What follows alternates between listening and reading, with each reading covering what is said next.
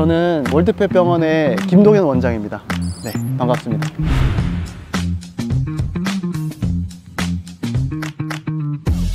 우리 아들이 캔다고 들고 와가지고 저한테 다 맡겨놨어요.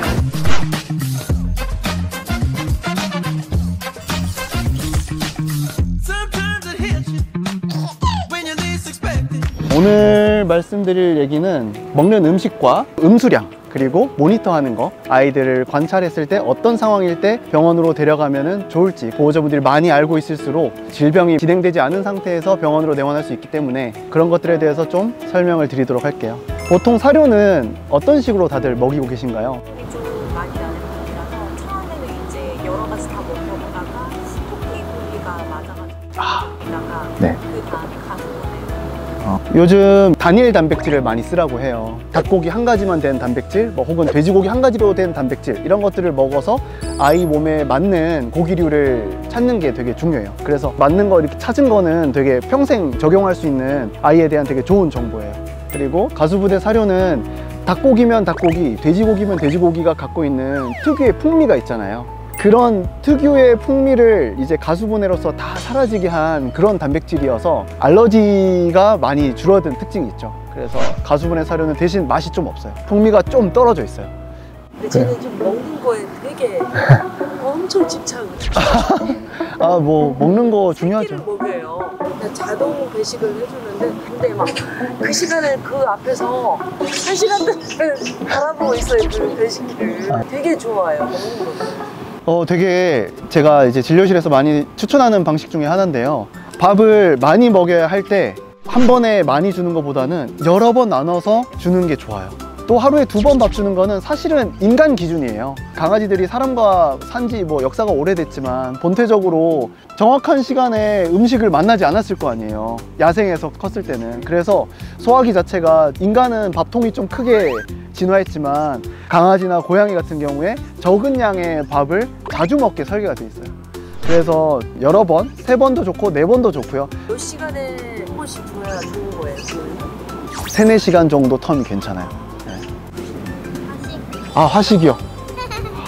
화식 되게 좋은데요. 주의할 게 있어요.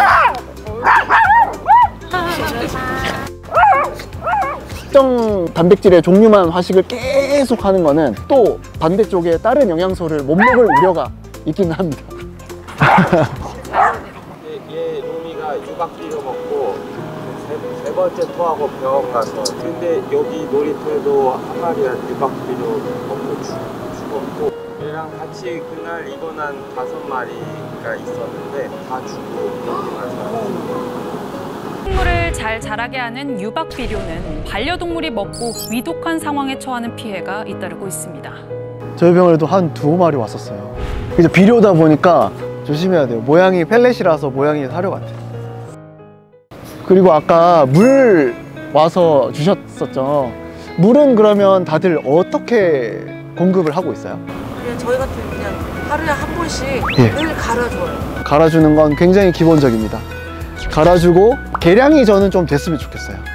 그래서 하루에 교과서적으로는 40에서 60cc, 킬로그램당, 그거를 하루에 물로 섭취하라고 되어 있어요. 어떤 방식이든 먹는 양이 좀 집계가 되면 좋고요. 혹시 계량이 좀 되고 있는 보호자분 계시나요?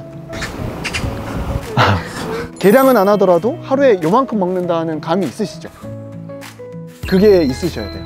넘으면은 쿠싱 질환을 가지고 있을 수도 있고, 또 들 마시면은 눈이나 코가 촉촉하지 않은지 한번 만져보고, 잇몸 들셔서 좀 만져보고, 어느 정도가 축축한지 잘 모르겠어요 하면은 본인 만져보면 돼. 예, 본인 잇몸이랑 비슷한 정도로 축축해야 돼요.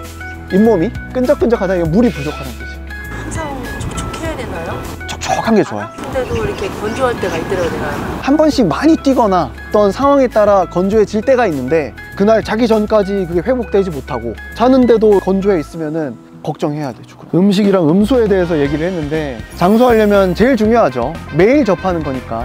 그리고 그 외에도 여러 가지 보호자분들이 알면 좋을 관찰할 게 호흡이 있어요. 호흡. 잘 때 기준으로 호흡이, 강아지들이 건강하면은 1분에 20회 미만을 합니다.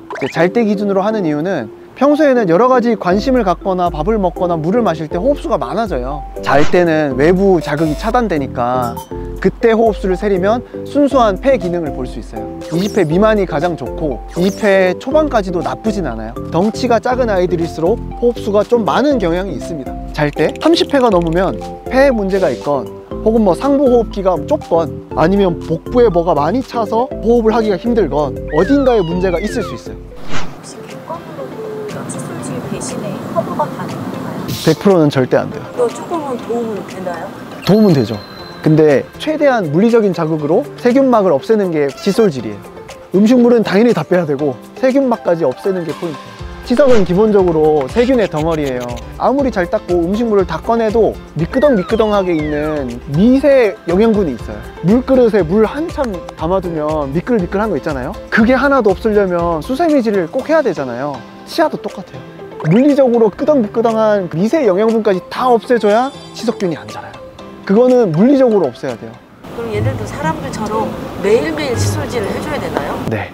아 그래요? 네. 아 그래요? 매일매일 해야 됩니다. 아 그래요? 유치가 너무 많네. 예. 달 정도 됐는데 네. 이빨이 아직 한 개밖에 안 빠져. 아직 2살 될 때까지는 서서히 또 성장이 되고 있어서 그까지는 기다려 봄직한데 이후에도 안 빠지면 정리하는 게 좋아요. 너무 이쁘네요. 왜 머리를 고속도로를 만들어버려서. 귀여운데요?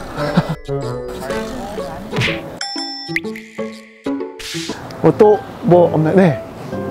전에는 산책을 좀 자주 해줬는데 네. 발바닥이 빨개져가지고. 네.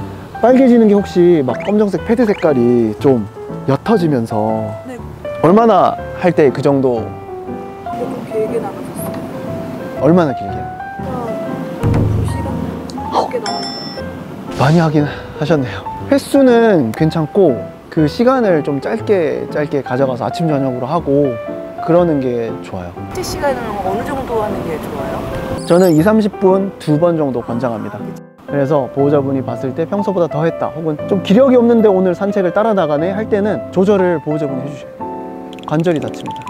얘도 이 발바닥을 엄청 핥거든요. 습해서 그러나 해서 왜냐면 산책을 시키면 들어오면 이렇게 시키잖아요. 그러면 항상 제대로 안 말려지더라고요. 아. 수건을 닦아주고 해도. 그거 잘 말려주지 않으면 세균이나 진균이 되게 잘 자라요. 건조가 잘 되는 게 1번이에요.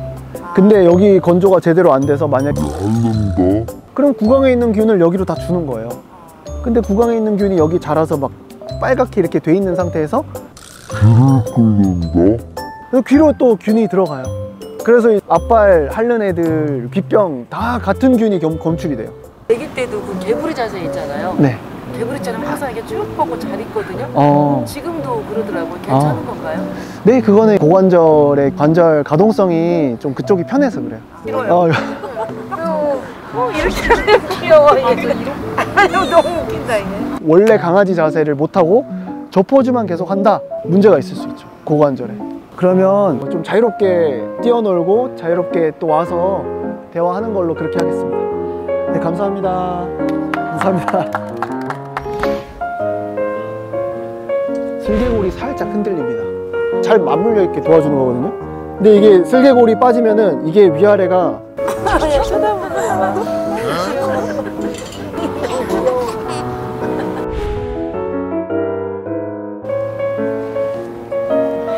뒤로 당기고 예. 아침에 일어날 때 스트레칭처럼. 아, 그거는 괜찮아요. 그냥 튼튼합니다. 아. 지금은 괜찮아요.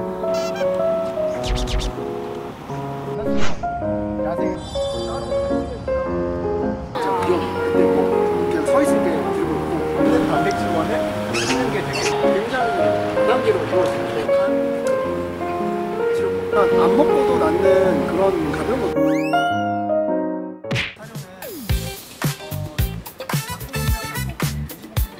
그치?